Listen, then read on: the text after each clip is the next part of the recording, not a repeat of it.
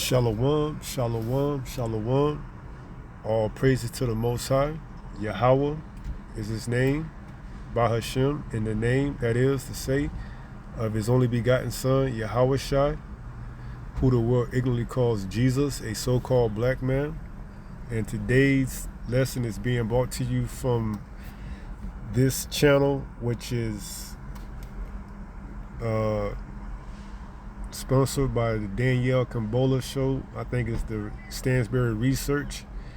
And basically she has on different individuals to give their perspective on certain topics, mostly dealing with world economic forums, or whether it's the financial institutions like the bank crisis. She gives another perspective outside of what you may hear on the mainstream, news or whatever, but it's all leading towards the same thing, to get you to lure you into having a false sense of security, as if there is some other type of way that you can prepare yourself outside of what this beast system is preparing you to inevitably to come to and to receive.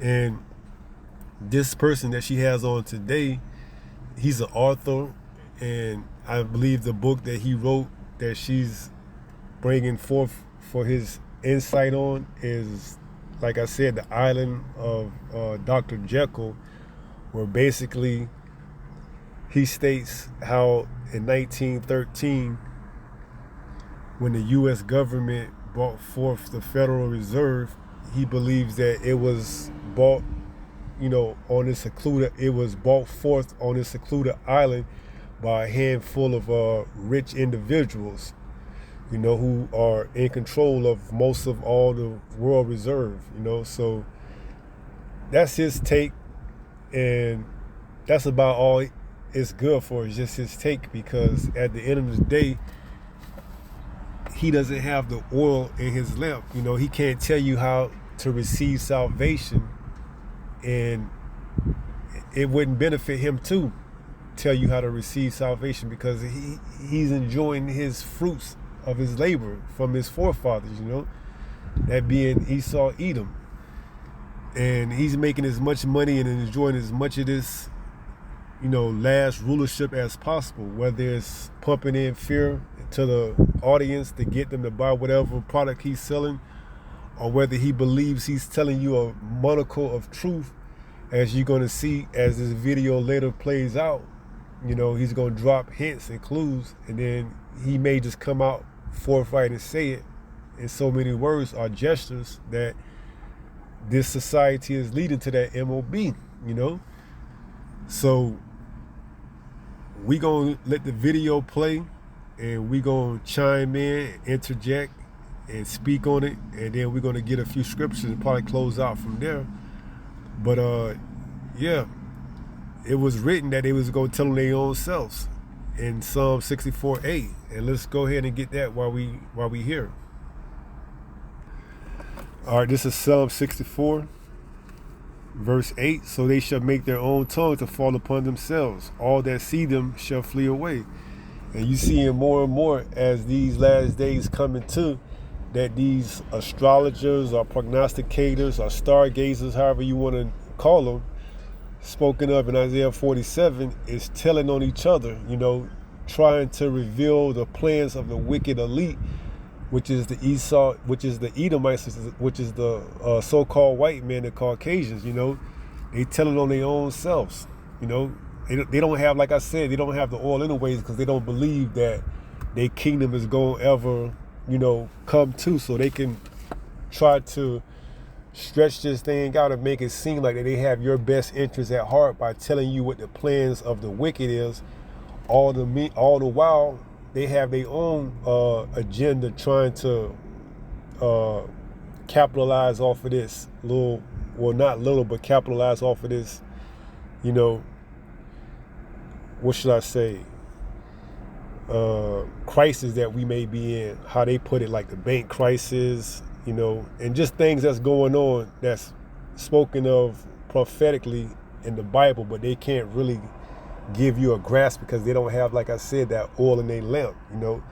They just speaking from a worldly point of view, perspective. They giving you what they think. But at the end of the day, that's not going to be able to save you, And we can get that too while we here. Let's go to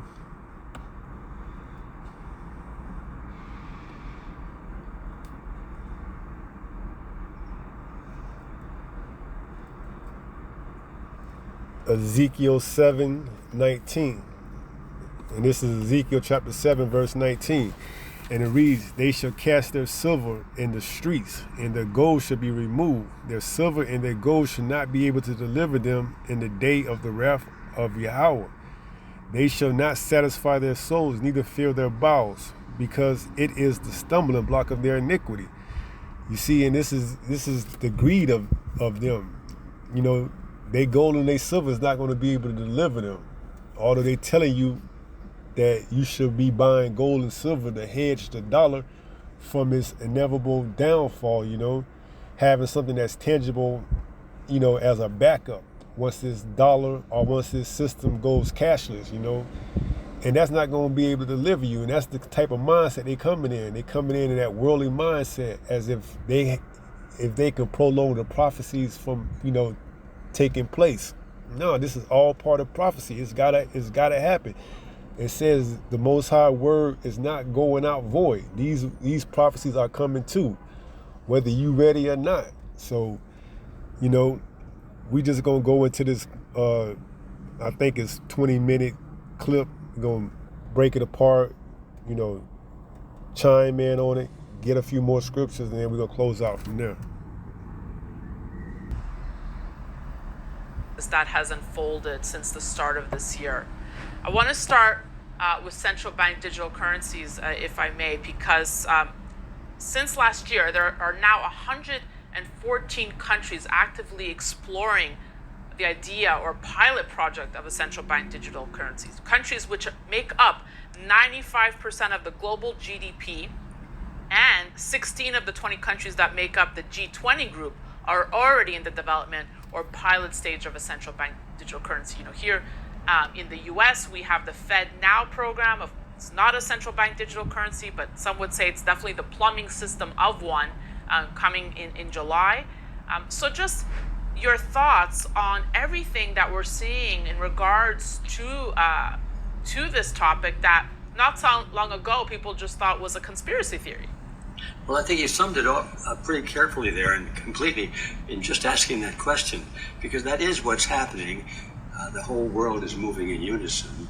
It seems to make no difference whether you're in a first world country or third world country or whatever, however you want to describe it. Everybody's doing the same thing, and it kind of reminds me of what we saw in COVID. Like overnight, it seems like every country in the world was doing masking mandates, and the same language was being used, or why they're doing it, and it all happened within a few days. And it was like going out to your lawn the morning after rain and seeing that the lawn is covered with mushrooms. They all came up at the same time. And that's a valid point that he made.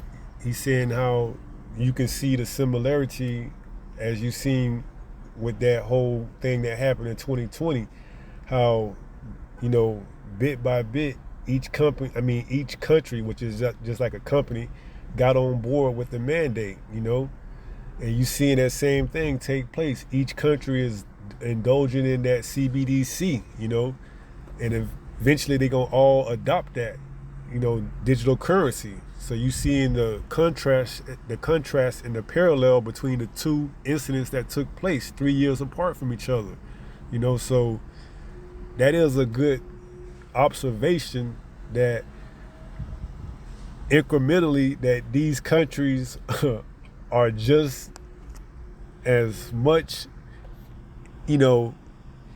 cohesive as they were back when, that whole thing took place in 2020. You may have felt that being here in America that whole thing wasn't coming here, but slowly but surely you start seeing the cases rise here in America, and then next thing you know, we was all on board worldwide.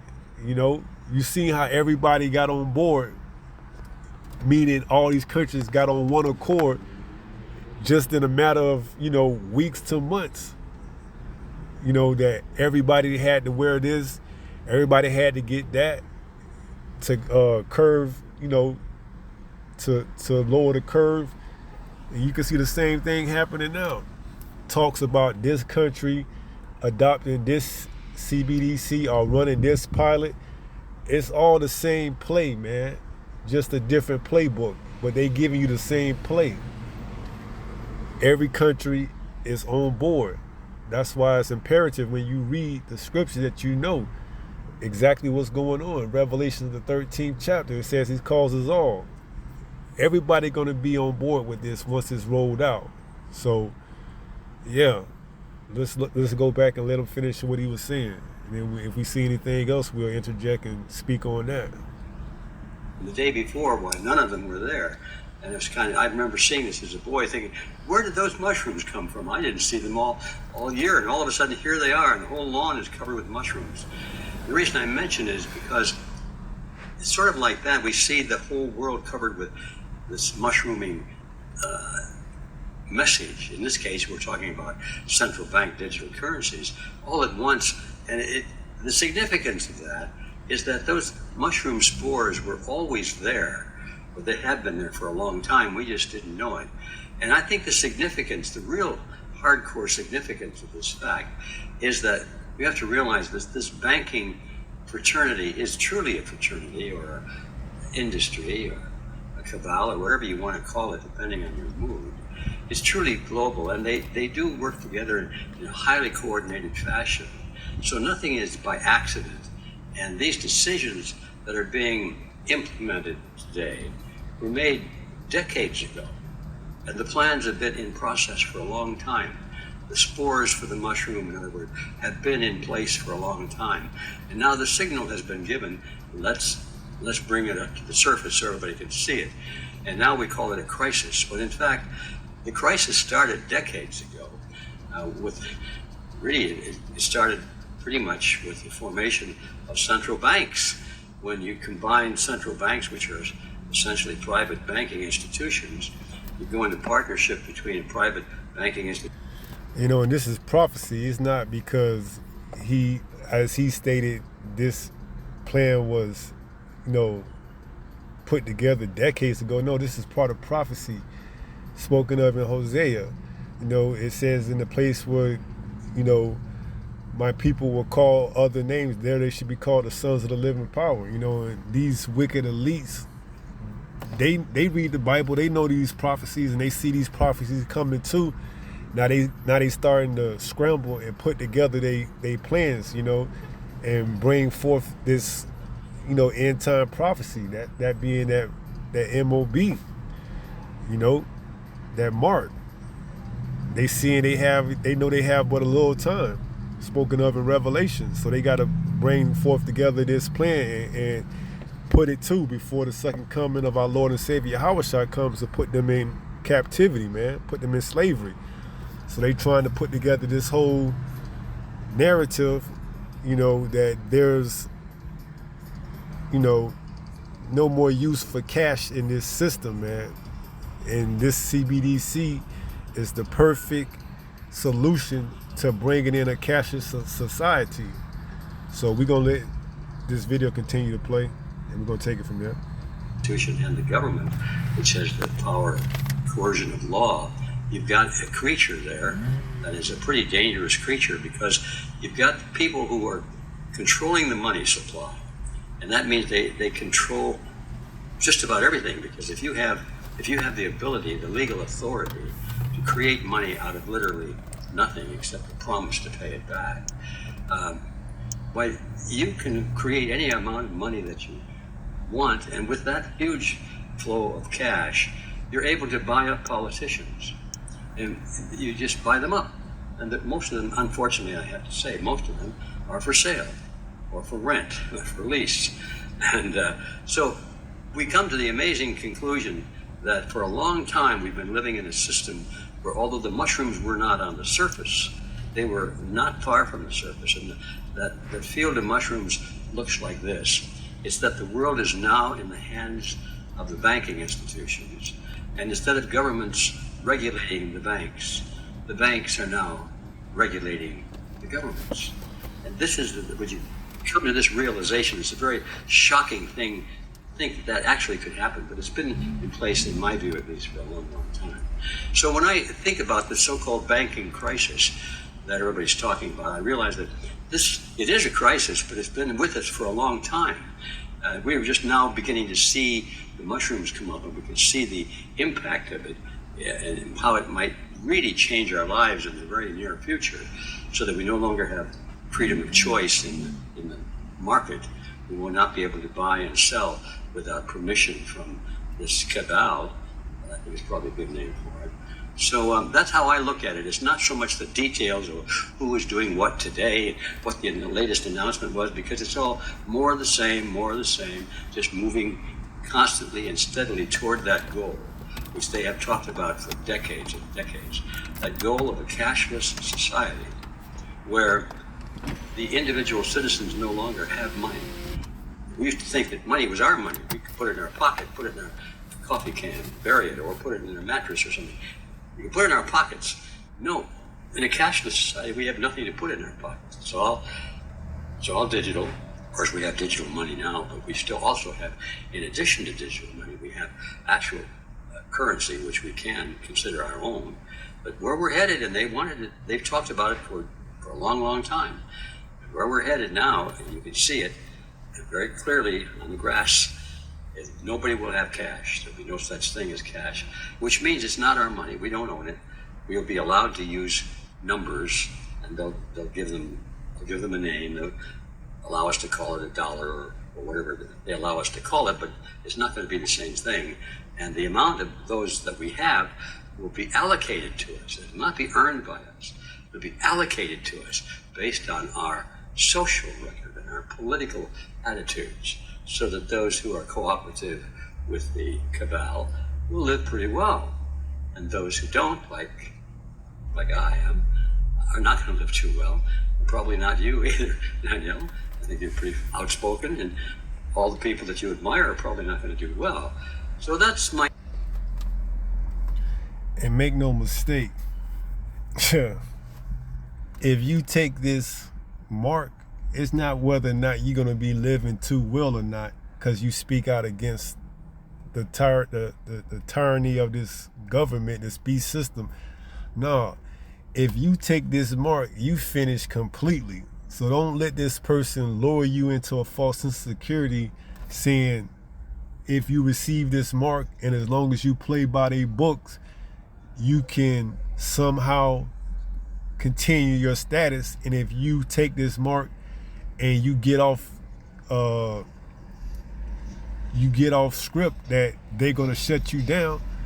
Nah, once you take this mark, point blank period, you finish. That's it for you. You can't come back from this. And I'm talking about you Israelites, you so-called Black, Latino, and Native Americans. Once you take this mark, whether it's in your right hand or in your forehead, that's it. You know, let's go there and get the scripture that backs that up. This is Revelation 14, and we're going to start at verse 9. And it reads, "And the third angel followed them, saying with a loud voice, If any man worship the beast in his image, and receive his mark in his forehead or in his right hand, the same shall drink of the wine of the wrath of the Most High, which is poured out with mixture into the cup of his indignation. And he shall be tormented with fire and brimstone in the presence of the holy angels and in the presence of the Lamb." You see, once you get that mark and you receive it in your right hand or in your forehead, which is encapsulating everything about the beast, you're going to be worshiping him. You're going to receive his mark, and you're going to be set for judgment, which is coming to this place here in America by the way of nuclear missiles, you know. So don't let these astrologers, these prognosticators, and these stargazers tell you anything different, as if you have a choice whether or not you take it and you could play by their books and keep all your riches or you can lose it if you don't play by their book. No, once you receive this mark, that's it for you. That's a wrap. There's no coming back. You mark for impending judgment, that doomsday, which is going to be when this place get completely annihilated off the face of this earth, man.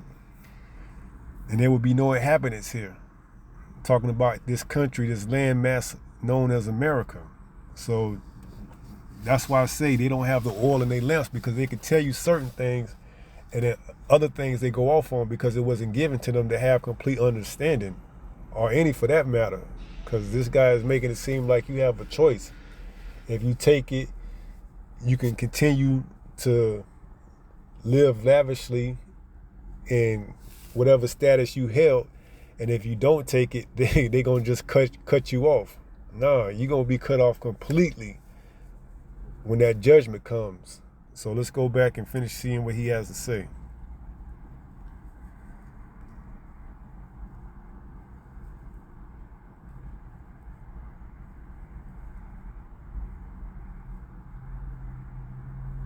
How to do well.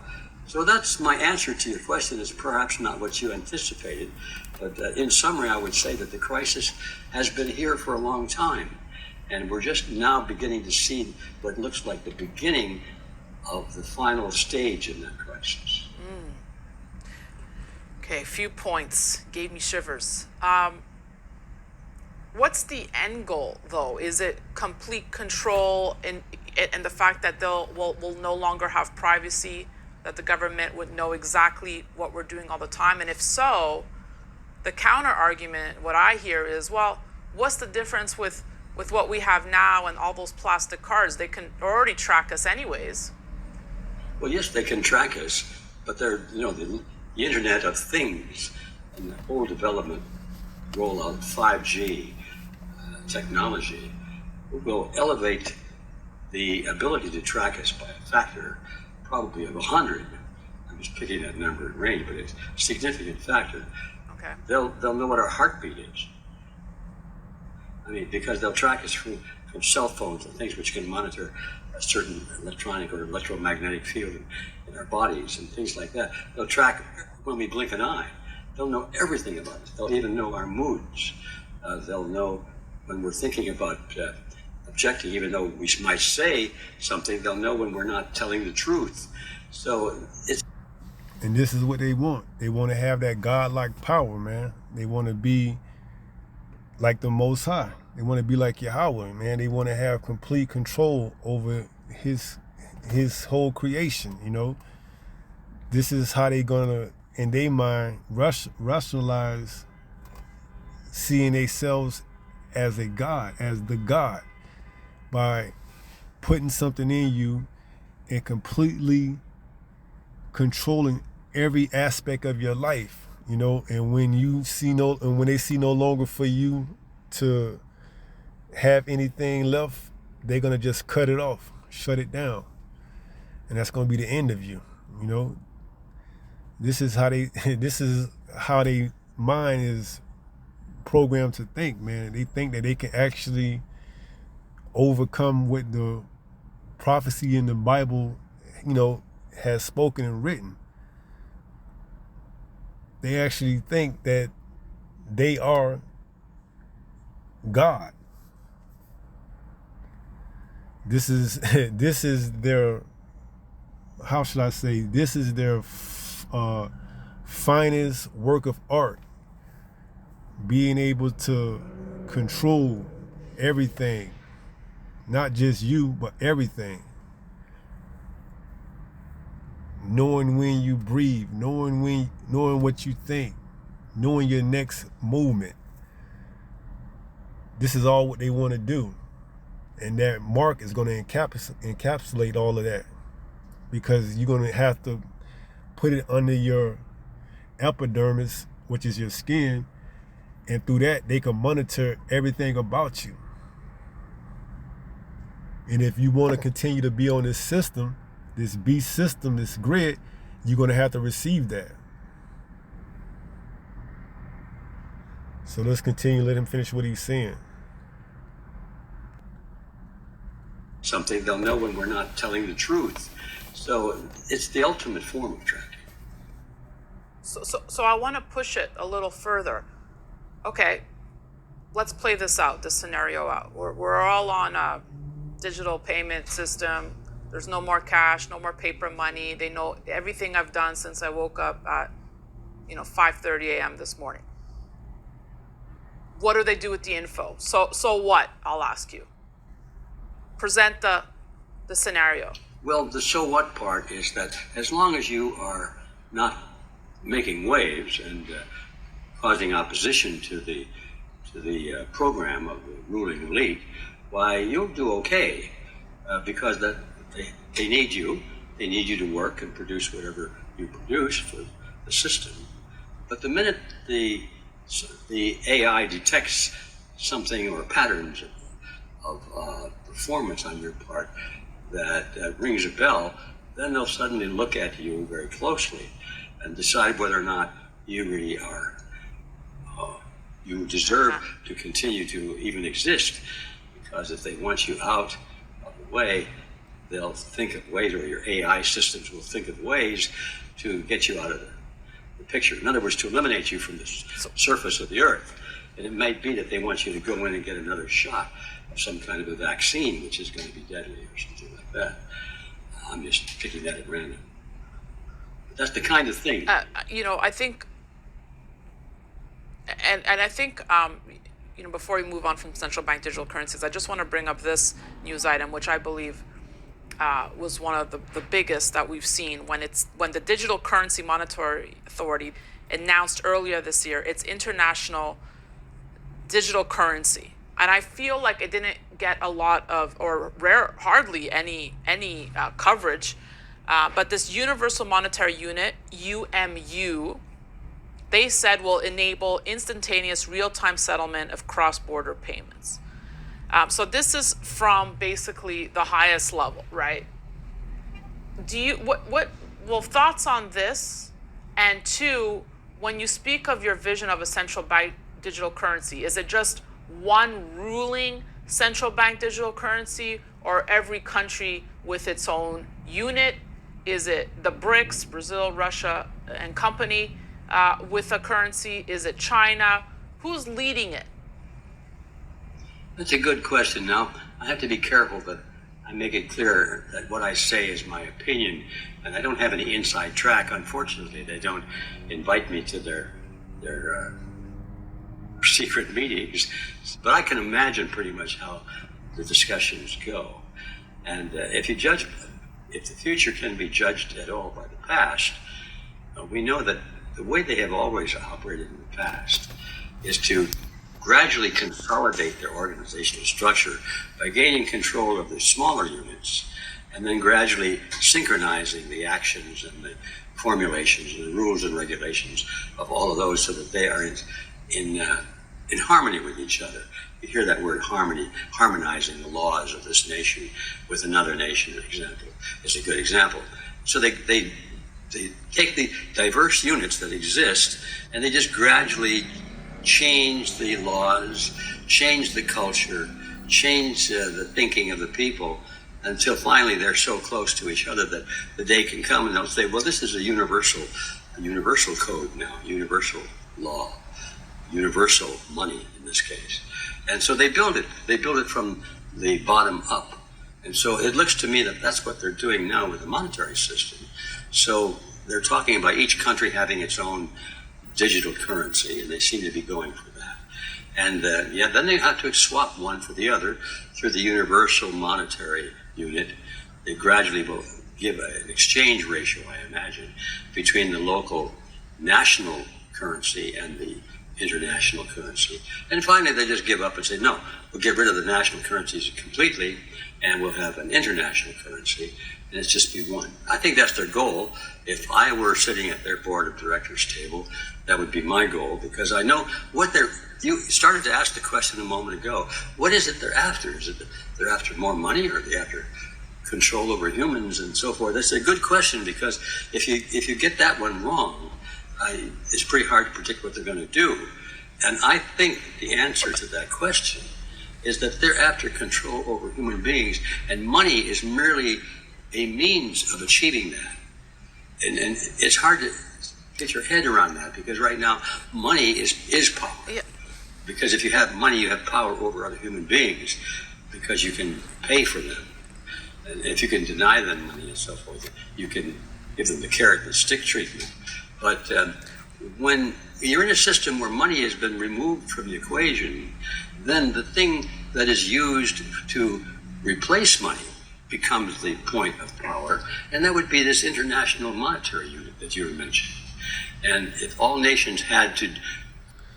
That's right. And then with that international monetary system being in place, all the transactions are going to be made under one world reserve currency, or one CBDC, and we already know what that's going to be. That's going to be that mark. You basically, you're going to have everything under one umbrella, man. If you want to travel,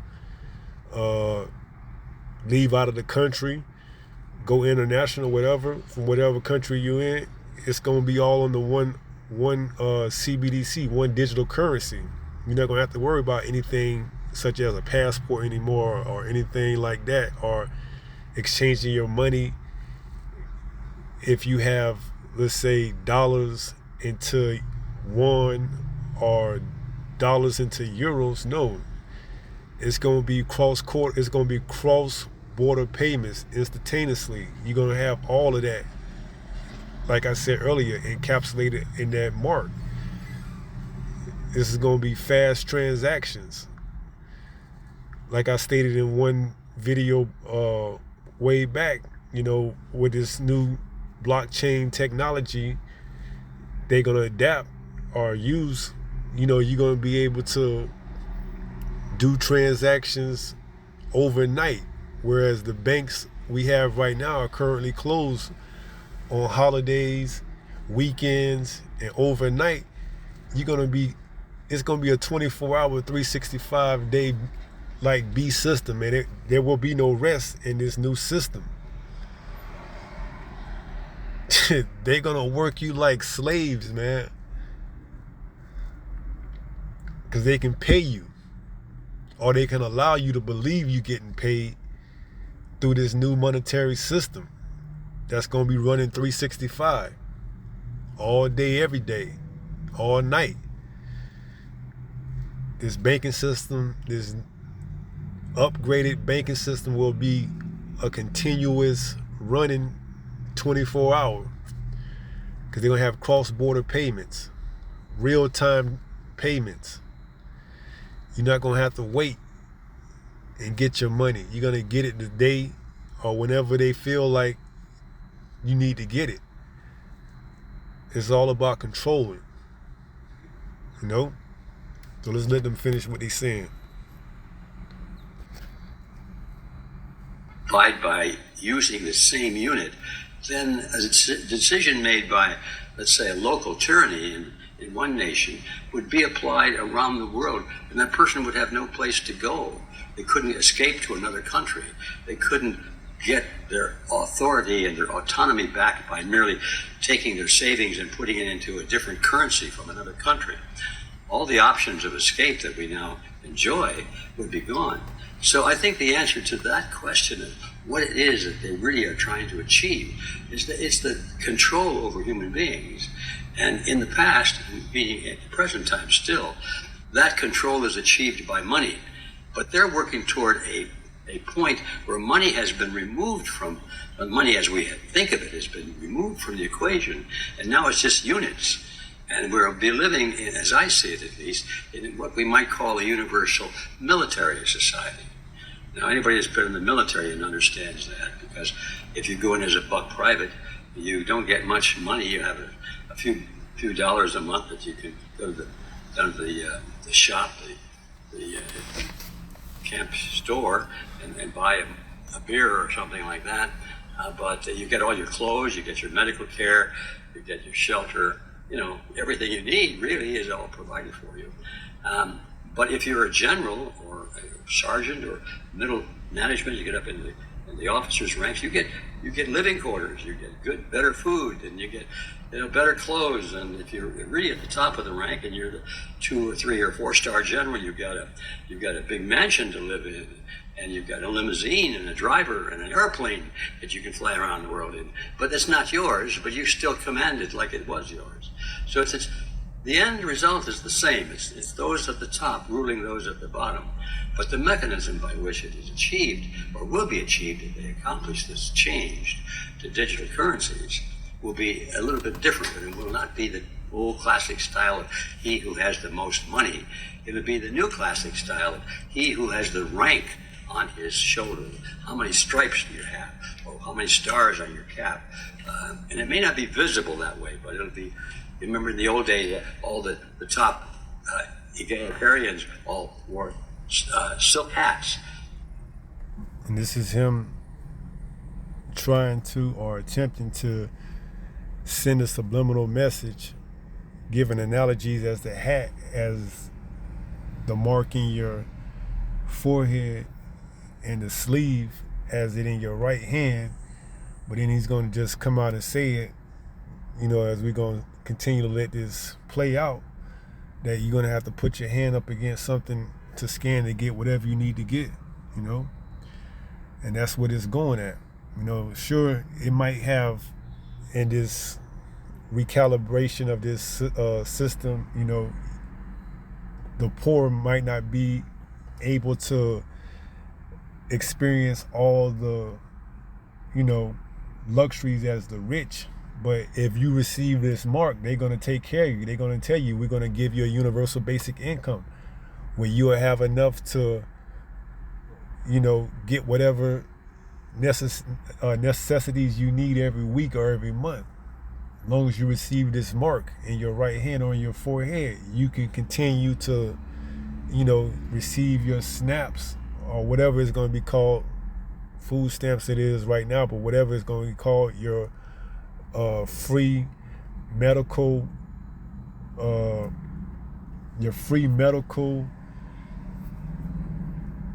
whatever you have, you can continue to receive your free medical attention. Whatever is going to encompass this universal basic income for the ones who are on the low end of that spectrum, and then for the ones who are on the other end of the spectrum, the upper class, you may be able to have a little bit more freedom, travel, go out, see things. But make no mistake, you all going to be lumped in one category. That's going to be complete and utter, controlment. You going whatever they see fit.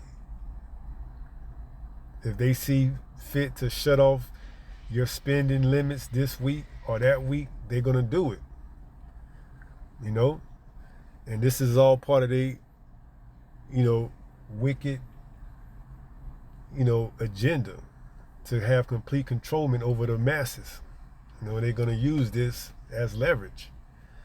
Because some people have millions and millions of dollars, they don't want to lose all that. So when they transfer that over to the new currency, they're going to be allotted certain things that the people who were just barely making it before the transfer can't receive, because one thing for sure we know, it says he causes all, both rich and poor. The middle class is going to be done away with.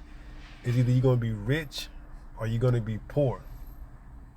Two ends of the spectrum. It's not going to be in the middle. So this is all written in the Bible, man.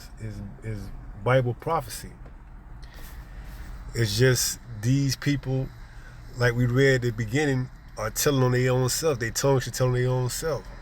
We just giving credit to the Most High, showing you the prophecies coming too. These people, these so-called stargazers, prognosticators, astrologers,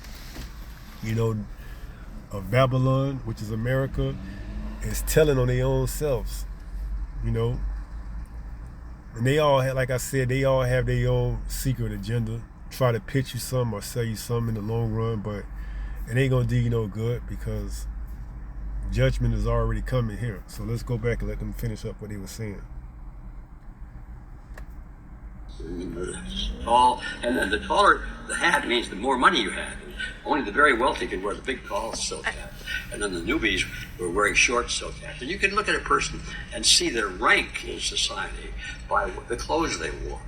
And if somebody down at the working level decided to buy a silk hat, he would have probably been punished in some severe way, because you're not allowed to be an imposter and be part of a class that you're not entitled to be, and so forth. And nobody did that. I mean, you've never seen pictures, those old historic pictures where the bankers or the politicians are speaking before huge throngs of the population. The people in the population section are all wearing their little working caps or bandanas or something, and the guys up on the dais have all got their silk hats on, and nobody in that audience would dare put a silk hat on because there would be repercussions. Well, it's kind of a dramatic illustration of what actually happens in our society too. We have to, by the mores of our society, we have to stay in line. And I think we're moving toward more of that in the future, where we will be recognized in some way by the clothes in which we wear. And maybe we won't have stripes on our sleeves or stars on our collars or hats, but there'll be other ways where they'll be able to identify it. And it might be just hold your hand up to the barcode and see how you register. What is your social score? And I guess just to wrap this portion on central bank digital currencies before we move on to the Fed specifically,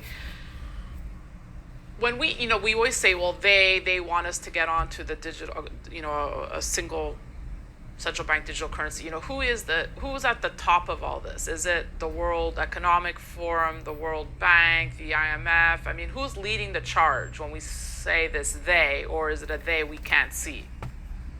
Well, I wish I could answer that question in a very definitive way, but I can't, because I don't really know. But we can pretty well guess. The power, as I see it, comes from those who are the most influential in international banking. That's where the money comes from. And even in our present day, still, money is the essence of power. So those with the most money have the most power. They have the most influence over legislative bodies in all countries. And we're going to wrap this up. And just to answer that question, it's the wicked elite. It's the so-called white man, spoken of in Job 9:24. The earth is given into the hand of the wicked. He covered the faces of the earth thereof. If not who, then who? If not him, then who? It's Esau, Edom, the so-called white man. That's who they is. And let's see if they have anything else to say on here, and then we're going to get a couple of scriptures and we're going to close out from there. Most influence in social circles and private organizations and labor unions and church organizations and so forth. So those are the people, and the names that people, if you're interested in, comes from that group. Now, which ones are at the very top and which ones are slightly below, I don't really know, but we can guess that the Rothschilds and the Rockefellers are probably, we just named two family dynasties that have to be in that group. Now, once you get out of the obvious center like that, it's hard to say, because there are a lot of people with a lot of money, like George Soros, for example, is always spending huge amounts of money to finance these revolutionary groups around the world that topple governments. And then you dig a little bit deeper and you find out that it looks like Soros himself gets his money from the Rothschilds. So it's not, it's one of those games. It reminds me when I was doing my research on the Federal Reserve System that J.P. Morgan, who was considered to be one of the most wealthy and most powerful figures in America, really J.P. Morgan's money was the Rothschild money. And when all the other banks in America were collapsing during the Great Depression, the Rothschilds bailed out J.P. Morgan, and Morgan became kind of a surrogate for Rothschild, who always preferred to do business through the names of other firms rather than their own, because they knew that there was a lot of anti-Semitism in the world.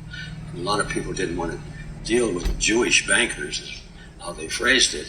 And so they hired, in a way, they captured people like J.P. Morgan, who had a reputation, by the way, of being anti-Semitic And so they got J.P. Morgan to represent them indirectly, and the people who were dealing with J.P. Morgan had no idea that they were really dealing with Rothschilds. But this kind of thing makes it difficult for characters like me to figure out, first, who really is behind this, because there's a lot of deceit, and it's very professionally orchestrated deceit. But we can tell, Daniela, that these names come from the banking families. I would say that's a pretty easy guess. But which ones? I don't see where it makes too much difference, because we're not going to treat them any different anyway. We just have to know that the mechanisms that they use, like central banking and fractional reserve banking and so forth, those mechanisms have to be abolished. And then it makes no difference who has that money, because they won't be able to continue their scam anymore. We're gonna take a quick pause with G. Edward Griffin and continue with part 2, where we will look at the Fed, talk de-dollarization, and of course more on the banking crisis. So be sure to stay tuned. Just hang tight.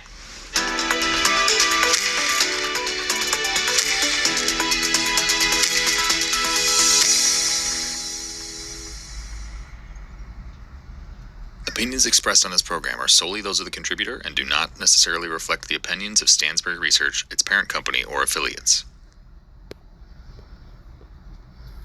You know, and they all are in conspiracy against the children of Israel, pursuing the Psalms 83. So let's get a couple of scriptures and let's close out and let's go from there.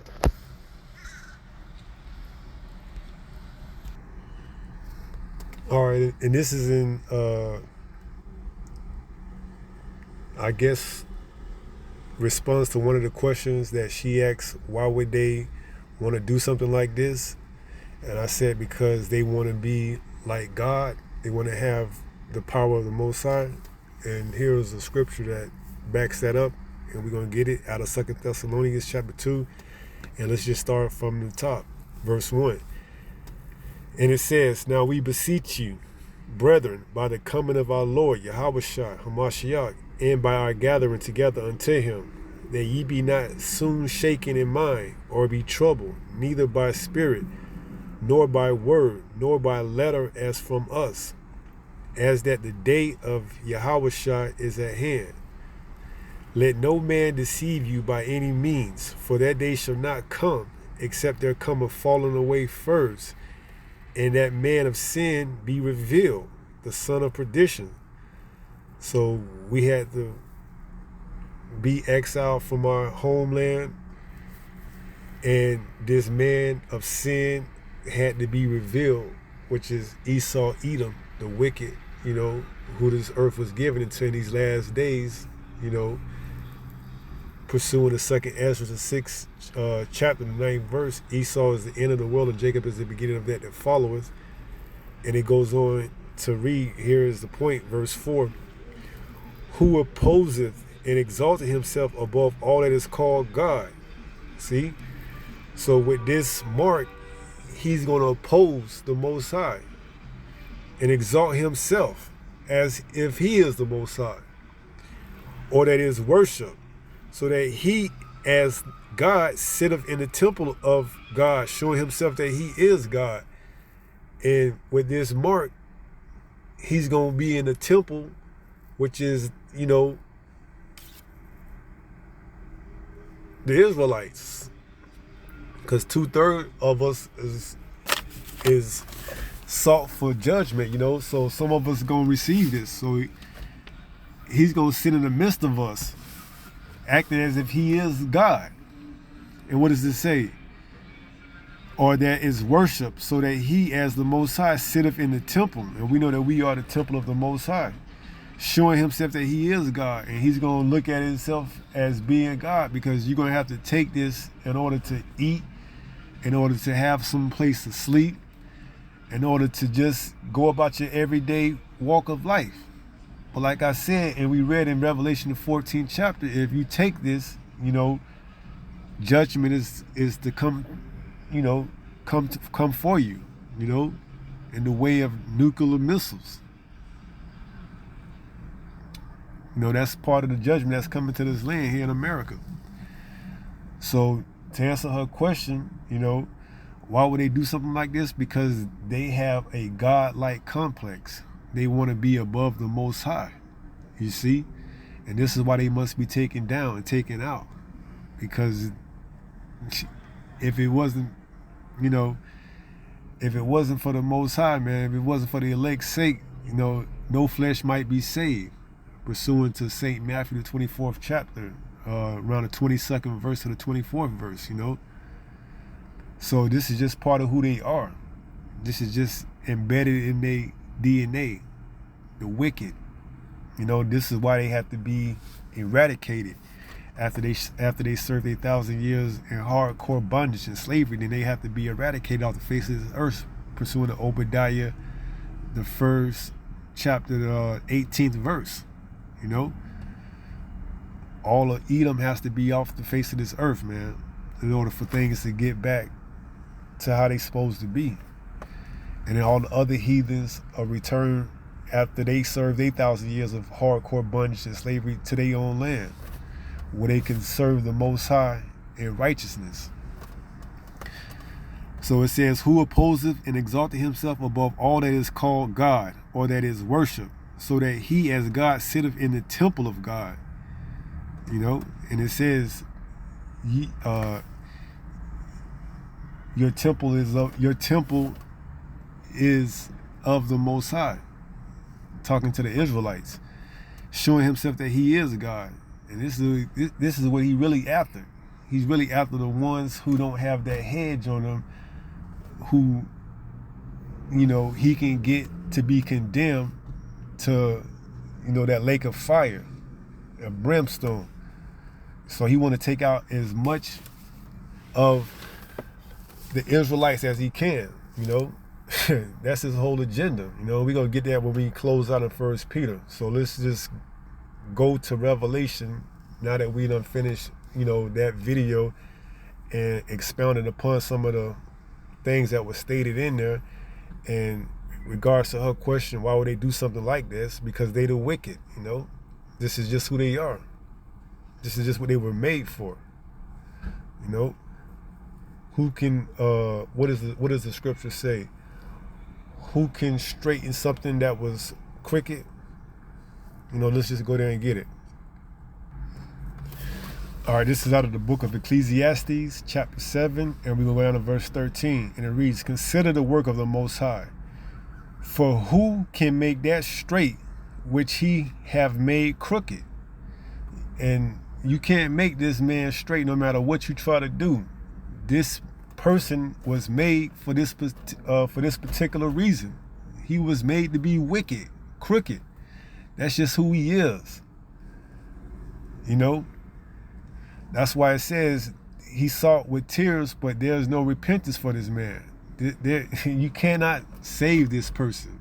No matter how hard you try to justify and rationalize whatever type of reason you have that the so-called white man is going to be saved. You can't.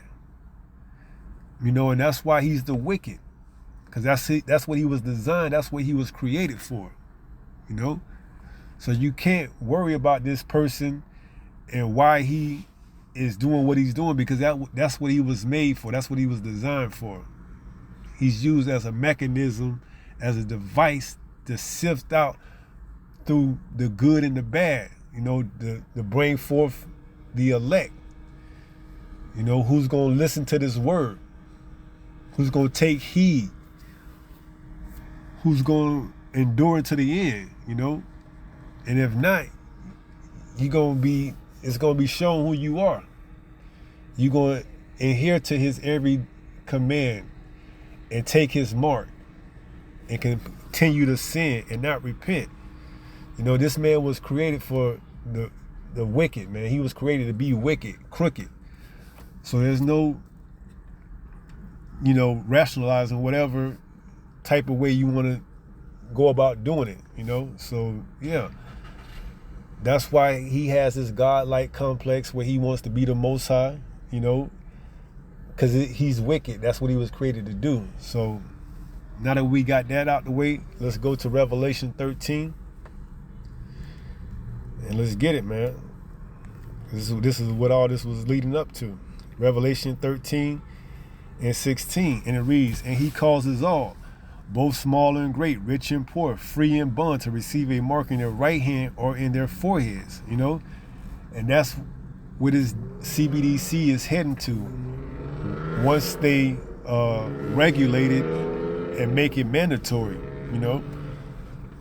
and we don't know if they're going to come out all at once and put everything on the mark, or are they going to try to stretch it out so as to not uprile the people and to get them in an uproar all at once.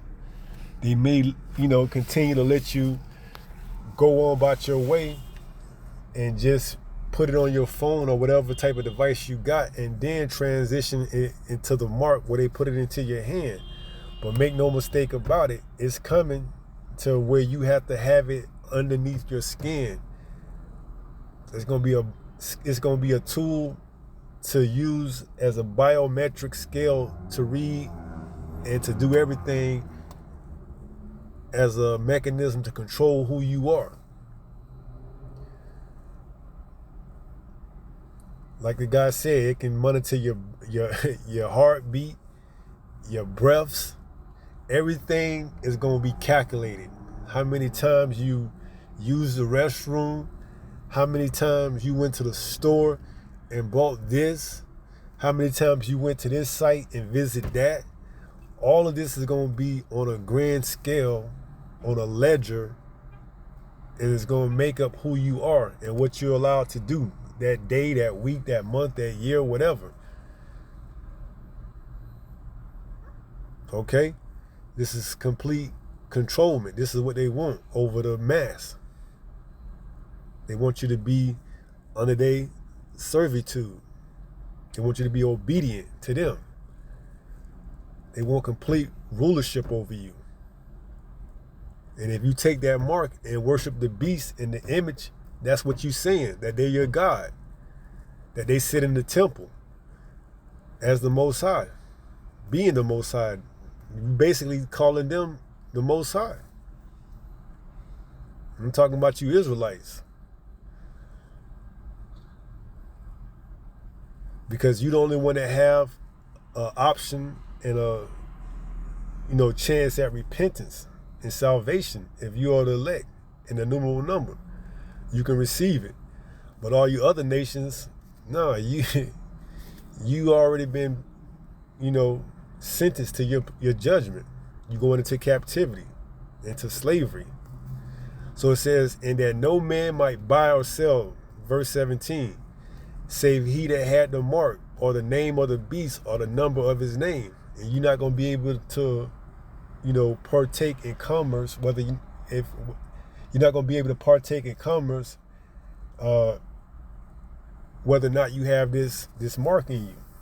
You're going to have this to complete transactions. This is going to be the new digital currency. This is going to be the new currency. And it says, here is wisdom. Let him that have understanding count the number of the beast, for it is the number of a man, and his number is 666. You see? So this is what it's all about. It's coming down to complete controlment, They want to have it over you. And if you want to continue to, go about partake on their system, you're going to have to receive this mark in your right hand on your forehead to complete transactions and to go about your everyday walk of life. So we're going to close out in 1 Peter and we're going to take it from there.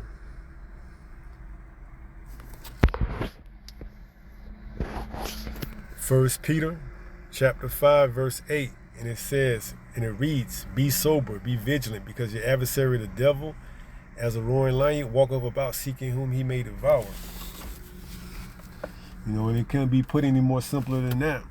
If you're not sober, you're not being vigilant in his word, in his truth, then you pretty much in a drunken state of mind. And as a roaring lion, it's easier for him to pick off prey that can't walk straight. A apex predator will much rather get an easier prey than a prey he has to actually work for. And that's what a lion is an apex predator. You look at him on those National Geographic documentaries, he looks to pick off the weakest gazelle or antelope or wildebeest or buffalo that he can find. Whether it's a limp in they walk, whether it's a cut, he looks for a easier prey. That's why if you being sober and vigilant, you off his scale because you already know what's going on. You know, you have that hedge of protection around you through the Most High. Yahweh Ba'ashem Yahweh Shai, in the name of his only begotten son, Yahweh Shai. You know, so there's no chink in your armor because you put on the whole armor of the Most High, pursuing the Ephesians 6. So now you got protection over you for whatever wiles this devil may throw at you. And we know he coming with it in these last days, man, because he don't have much time left, you know? So that's why you got to be on point. You got to stay sharp. You know, this is what you got to do in order to endure to the end, man. You got to stay up on these times, know what's going on. Because not knowing is not an excuse. There's too much information going out in these last days for you not to know, other than you just don't really care. You know, so with that being said, stay strong, stay in the faith. We almost home. Shalom.